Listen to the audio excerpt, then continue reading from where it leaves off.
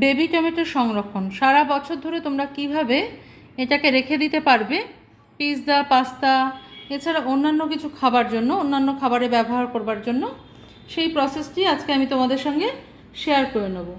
তো দেখতে থাকো আমি কেমন করে এই জিনিসটা তৈরি করছি। দেখে নাও বন্ধুরা, এগুলো হচ্ছে চেরি টমেটো বা বেবি টমেটো বা ছোট টমেটো, যাই তোমরা বলে থাকো না কেন। এগুলো স্যালাডে বেশি খাওয়া হয়, কিন্তু সারা বছর এগুলো আমাদের গাছে হয়েছে, মানে গাছে বলতে টবের গাছে হয়েছে, চেরি টমেটো লাগানো হয়েছিল, সেই জন্য হয়েছে। এইগুলো স্যালাড খেতে খুব ভাল লাগে।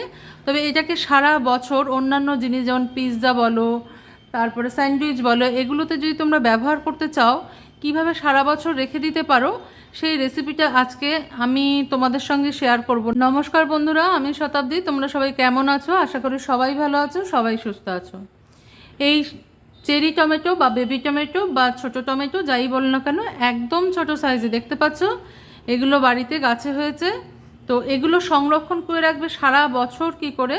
সারা বছরও লাগবে না, 2 বছরও রাখতে পারো, কিন্তু কী করে রাখবে সেই প্রসেসটা আজকে আমি তোমাদের দেখিয়ে দেবো। যেহেতু বাড়ির যে কটা পাকছে সে কটা করেই করা হবে। তো এ কটা পেকেছে, এ কটা দিয়েই আজকে আমি তোমাদের সঙ্গে শেয়ার করব রেসিপিটা। তো দেখে নাও, আমি একটা গামলায় বসিয়ে দিয়েছি গরম জল। এটাকে একটু, টমেটোটাকে একটু আমি ভাপ দিয়ে নেব। আমি কোনো সস তৈরি করব না, কোনো কেচাপ তৈরি করব না, শুধুমাত্র টমেটোটা তোমরা কিভাবে রেখে পিৎজা, পরোটা, স্যান্ডউইচ সব কিছুর সাথে খেতে পারবে সেটুকুই শুধু শেয়ার করব। তো এটাকে এবার আমি একটা ঢাকনা দিয়ে চাপা দিয়ে দেবো। এটা 10 মিনিট মতন একটু হয়ে যাবে, টমেটোটা একটু নরম হয়ে আসবে। 10 মিনিট বাদে আমি ফিরে আসলাম। দেখো টমেটোগুলোর কী হাল হয়েছে। তো এবার আমি গ্যাসটা বন্ধ করে দেবো। টমেটোগুলো কিন্তু নিজের থেকেই গলে গেছে। তো এই অবস্থায় আমি কি করব, দেখো এরকম একটা শিশি নিয়ে নিয়েছি, এর মধ্যে আমি তুলে নেব। টমেটোটা গরম অবস্থাতেই তুলব। দেখো টমেটোটা আমি নিচে নামিয়ে নিয়েছি, গ্যাসটা বন্ধ করে দিয়েছি। নিয়ে নিয়েছি একটা পরিষ্কার শিশি। এটা অন্য কিছু শিশি ছিল, সেটা আমি কাঁচের শিশি বা কাঁচের শিশি বেশিরভাগ সময় রিসাইকেল করি, রিইউজ করি আর কি। তো এই কাঁচের শিশিটা ভালো করে গরম জলে ধুয়ে স্টেরিলাইজ করে নিয়ে তারপরে ব্যবহার করবে তোমরা, কারণ আচারটা খুব সূক্ষ্ম জিনিস হয়, নাহলে কোনো জীবাণু থাকলে নষ্ট হয়ে যাওয়ার সম্ভাবনা থাকে। তো এবার আমি কি করব, দেখো এই যে গরম টমেটোটা, এটা গরমই আছে এখনও পর্যন্ত, এটাকে আমি এই শিশিটার মধ্যে ভরে দেবো। একটা হাতা বা চামচের সাহায্যে ভরবে, হাত দিয়ে করতে যাবে না।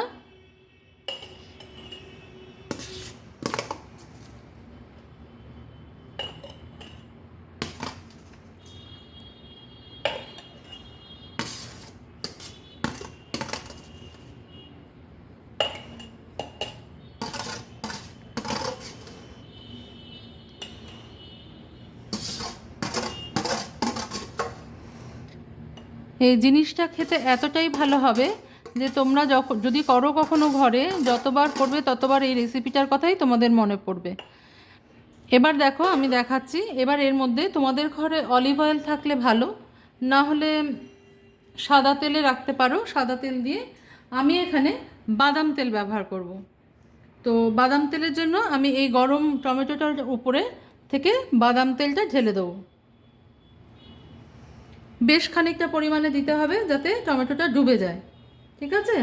এবার আমি দেখো এর সঙ্গে ইউজ করব, কিচ্ছু করতে হবে না, একটুখানি থাইম, 1 চামচ থাইম দিলাম আমি, 1 চামচ অরিগানো দিলাম, 1 চামচ বেসিল দেবো। এগুলো সব শুকনো জিনিস, তাজা চাইলে তোমরা তাজা যদি কিনতে পাওয়া যায় কোথাও, কিনে ব্যবহার করতে পারো। এটা হচ্ছে বেসিল। আর আরেকটু দেবো হচ্ছে, আমি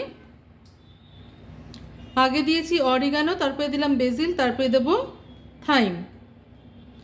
অবশ্যই ইউজ করবে তোমরা এগুলো, দুর্দান্ত খেতে লাগে পিৎজার সঙ্গে। পিৎজার যে সস তোমরা বাড়িতে তৈরি করো না, তার চেয়ে অনেক বেটার লাগবে খেতে। এ দেখো, এটা হচ্ছে সন্ধব লবণ বা কোর্স সল্ট যেটাকে বলা হয়, এরকম দানাযুক্ত থাকে। এটাকে আমি একটু গুঁড়ো করে নেব। এটাকে এই সল্টটা দিয়ে করতে পারলে ভালো হয়। যদি না থাকে তাহলে সাধারণ নুন খুব অল্প পরিমাণে ব্যবহার করবে। এমনি নুনের থেকে এই নুনের নোনতা ভাবটা একটু কম থাকে, ঠিক আছে? আর এটা শরীরের পক্ষেও ভালো। তোমরা যদি করতে পারো এই জিনিসটা তাহলে খুব ভালো হয়। তাহলে আমি আগে এটা গুঁড়ো করে নিই, তারপরে দেখাচ্ছি তোমাদের। এ দেখো আমি নুনটাকে এরকম করে নিয়েছি, পুরোপুরি ডাস্ট করবে না, আমার হাতটা অবশ্যই ভালো করে ধোয়া আছে কারণ এটা একটা হেলদি হ্যাবিট। একটুখানি দানা রেখে দেবে। তো এটাকে আমি এবার এই শিশির মধ্যে দিয়ে দেবো। আশা করি তোমরা দেখতে পাচ্ছ।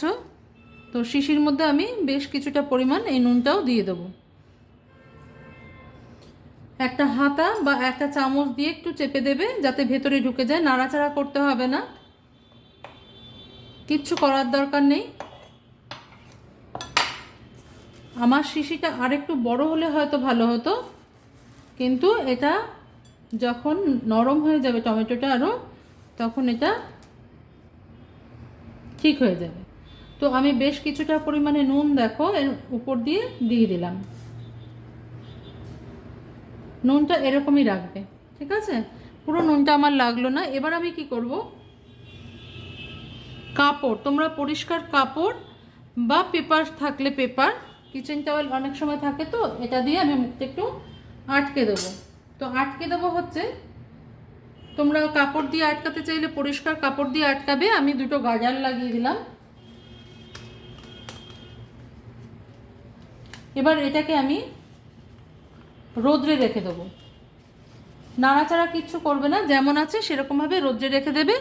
তারপরে তোমরা এটাকে ইউজ করতে পারবে, নাড়িয়ে নিয়ে ইউজ করতে পারবে। এই তৈরি হয়ে গেল আমার এই জিনিসটা। কেমনভাবে স্টোর করতে হয় তোমাদের দেখিয়ে দিলাম। তো ভালো লাগলে ভিডিওটা লাইক করো, শেয়ার করো, কমেন্ট করো।